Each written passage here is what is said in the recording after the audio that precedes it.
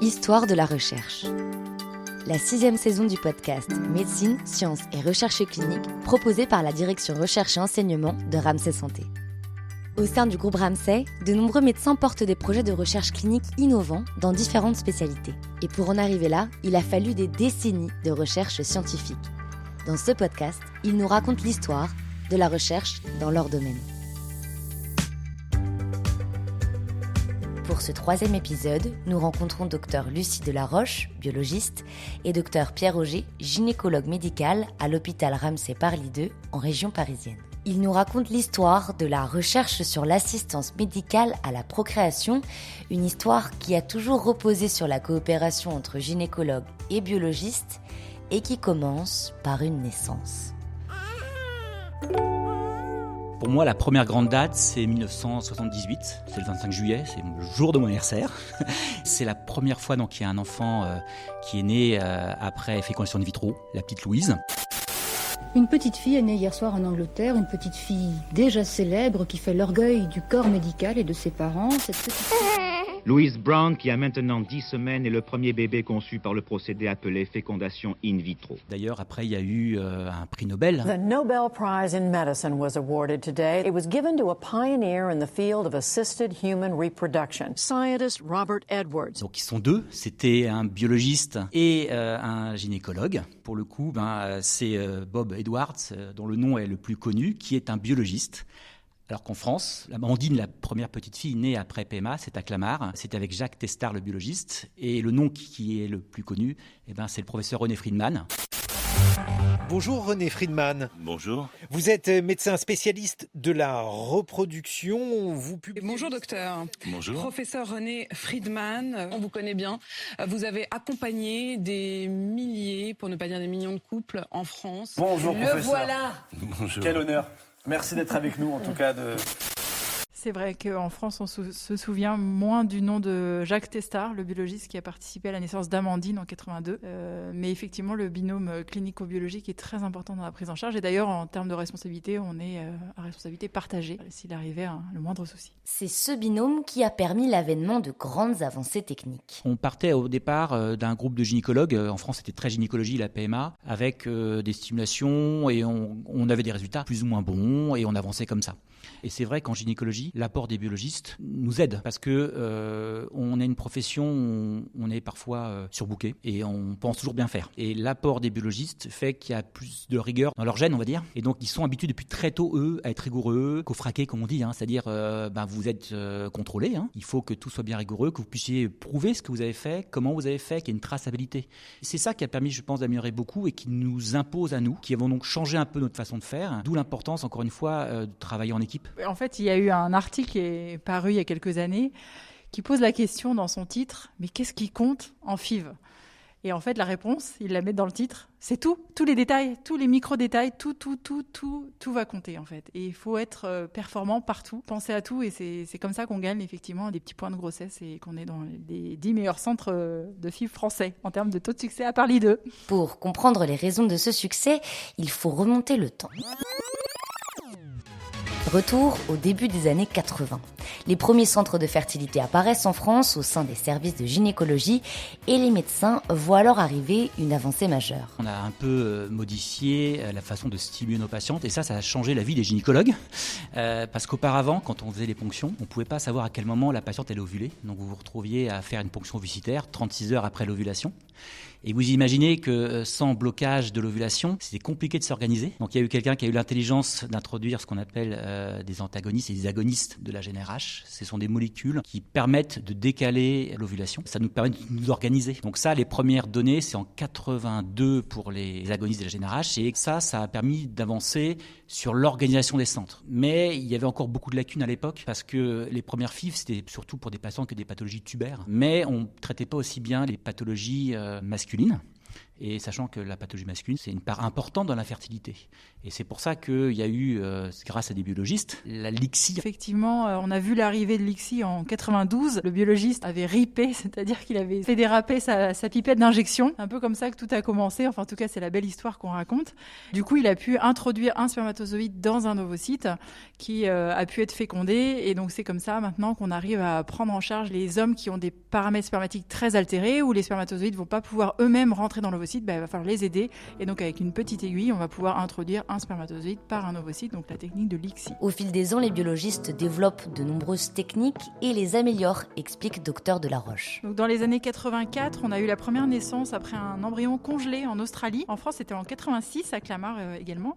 C'est une technique en fait qui était géniale, mais qui entraîne en fait une certaine formation de cristaux de glace qui peuvent altérer les membranes des embryons. Donc du coup, on a eu une super évolution dans les années 2000 où la vitrification est apparue. Et là, en fait, on arrive à créer un état amorphe, vitreux, plus du tout de formation de cristaux glace, et on a un taux de survie des embryons, mais aussi des ovocytes, quasiment de 100%. Donc ça a vraiment révolutionné le transfert des embryons congelés. Des évolutions techniques aux conséquences très concrètes. En 15 ans, on a vu les techniques de culture prolongée, où là avant on transférait des embryons à 2 à 3 jours après la ponction, donc avec 4 ou 8 cellules.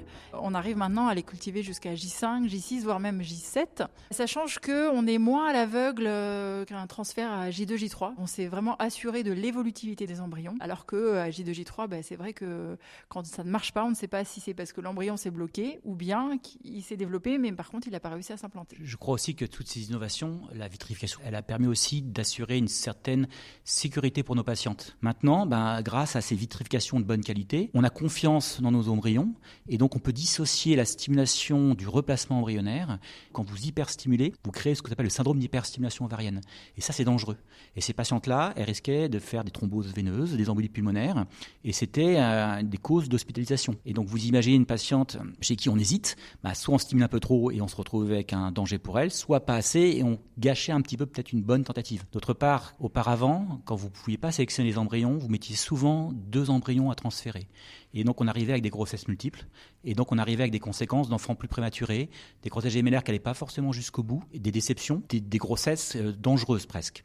Heureusement, cette vitrification ovocytaire a permis de sélectionner mieux l'embryon, et in fine, on a des très bons résultats avec des embryons congelés et des beaux bébés. Puis maintenant, ça s'est tellement accéléré qu'on arrive à la vitrification et des vitrifications ultra rapides. Depuis 1 an ou 2, on est dans l'ultra fast, c'est-à-dire qu'avant, ça nous prenait 10, 15 minutes pour congeler un embryon et le décongeler, et maintenant, c'est 1 minute. Donc c'est incroyable, avec les mêmes taux de survie et probablement les mêmes taux de grossesse et d'accouchement. Les études commencent à arriver, mais c'est des données très très rassurantes, donc on est encore sur l'air encore plus vide. La recherche en PMA est en perpétuelle évolution, notamment sur la question de l'embryon. Dans ce domaine, une question se pose, les humains seront-ils toujours à la manœuvre dans le futur ? Pour le moment, les techniques restent encore très manuelles, mais on voit arriver des innovations. La première, c'était il y a quelques années, c'était un automate qui permettait de vitrifier les embryons, mais ça faisait des grosses cassettes très encombrantes. Ça n'a pas montré de supériorité par rapport à l'humain, voire même peut-être une petite infériorité. Maintenant, après, on voit arriver de beaux automates qui permettent de faire des ICSI sans humain. Donc ça, c'est quand même assez impressionnant. Il y a eu des naissances chez la souris. On a des robots qui permettent de préparer les boîtes de culture aussi, sans l'homme. Donc oui, ça arrive à grands pas. La robotisation de certaines étapes de l'assistance médicale à la procréation ne relève ni de la science-fiction, ni du gadget. Ça permet de standardiser les procédures, d'enlever peut-être aussi les risques humains de manipulation. Mais il faut que l'automate soit aussi performant que l'humain. Et pour l'instant, je vous dis, c'est pas encore gagné. Mais évidemment, ça va arriver. Et puis, il y a l'intelligence artificielle aussi qui nous aide, en tout cas, à décider du meilleur embryon à transférer sur des paramètres morphocinétiques et morphologiques. C'est très intéressant de pouvoir avoir un espèce de scoring. Quand j'ai 2 embryons qui se ressemblent beaucoup, qui ont la même morphologie, finalement, j'en ai un qui a un score de 9, l'autre de 7. Je vais plutôt privilégier ce score-là. L'aide médicale procréation de demain sera à nouveau différente, comme elle l'a été aussi depuis maintenant bientôt 50 ans. Donc l'IA va faire partie de notre quotidien. Il va falloir travailler avec, se l'approprier et peut-être qu'on orientera peut-être plus facilement nos patients, en tout cas d'un point de vue clinique, et qu'après, les biologistes auront peut-être aussi les meilleurs embryons. On souhaite les meilleures chances possibles pour nos patients, ça c'est sûr. Mais pas question, pour autant, de céder à l'innovation à tout prix, préviennent les docteurs Delaroche et Auger. En fait, il faut à la fois s'adapter pour pouvoir suivre effectivement toutes ces évolutions et les proposer à nos patientes, mais en même temps en ayant un léger recul pour pouvoir en fait d'abord s'assurer de leur innocuité et garantir les taux de grossesse et les taux d'accouchement qu'on connaît. Donc il ne faut pas non plus trop se précipiter. Il faut attendre en fait que ça soit bien sécurisé, je pense, pour ensuite les intégrer, mais pas trop en retard non plus, quoi. Il faut un juste milieu. Et si vous regardez, il y a des innovations qu'on pensait prometteuses, mais qui finalement n'ont pas du tout donné suite. Donc l'innovation, elle est constamment à l'avance. Nous, on doit essayer de se renseigner, de lire. On partage aussi lors des staffs avec l'équipe de temps en temps ces données. Et c'est là que de temps en temps, il y a une idée qui germe parmi quelques-uns d'entre nous, chez ma collègue souvent en tout cas, avec une proposition de sujet. C'est vrai qu'on s'inspire beaucoup finalement des dossiers que l'on voit passer en routine, qui nous interpellent et on se dit, que dit la littérature sur tel sujet, tel problème. Et finalement, en recherchant dans la bibliographie, on s'aperçoit que peut-être le sujet n'a pas été beaucoup traité. Tiens, ça peut être une petite idée pour nous construire une étude in situ, voilà, à part les deux. Auteur de l'étude Covid-Sperme qui a démontré que le virus du Covid ne se transmettait pas par le sperme, les deux médecins travaillent aujourd'hui sur un nouveau projet de recherche, le spermibiote. Objectif, évaluer l'impact des bactéries présentes dans le sperme et le liquide folliculaire sur le succès d'une FIV. Parfois, c'est compliqué de monter une étude. Quand on a voulu justement monter l'étude sur la présence de Covid ou pas dans le sperme, le Covid-Sperme, je sais qu'on a rencontré quelques blocages initialement. On voulait absolument être rapide parce que, en même temps que vous voulez vous intéresser à un sujet, comme tout le monde s'intéresse parfois au même sujet au même moment, et pendant le Covid, vous pouvez imaginer que c'est quand même beaucoup de gens qui voulaient savoir ce qu'il en était sur les conséquences en termes de fertilité et des risques de transmission. Il faut monter une étude, il faut avoir l'accord, il faut avoir les budgets. Donc tout est très réglementé. La direction recherche et enseignement de Ramsay nous a beaucoup aidé. On a été épaulés. Ils ont été assez efficaces rapidement sur la première étude. Puis après, il y a eu plusieurs études montées par le docteur Delaroche, ma collègue, et une autre qu'on monte actuellement ensemble sur le spermibiote. Et ils ont été réactifs. Pour le coup, on a accompagné pour préparer justement l'accord pour l'étude. Comment demander l'accord auprès des patients. Puis après, les registres pour pouvoir faire les statistiques, une aide à la publication. À travers son histoire, la recherche en PMA a toujours visé à améliorer son efficacité, mais aussi la sécurité des patientes et de leurs bébés. Dr Delaroche a par exemple démontré une certaine toxicité cumulée des consommables plastiques utilisés dans les procédures de routine des FIV. Et ça veut dire qu'en fait, les tests que font les industriels ne sont peut-être pas suffisamment sensibles et il faut une réglementation qui n'existe actuellement pas en Europe. Donc il y a des recommandations de la FDA aux États-Unis, mais en Europe, il n'y a rien. Donc les industriels font ce qu'ils veulent, ils mettent les seuils qu'ils veulent, ils mettent la méthodologie qu'ils veulent. Donc, ils nous sortent un certificat de conformité. Très bien, ok, c'est conforme, mais sur combien d'embryons ça a été fait, de souris ?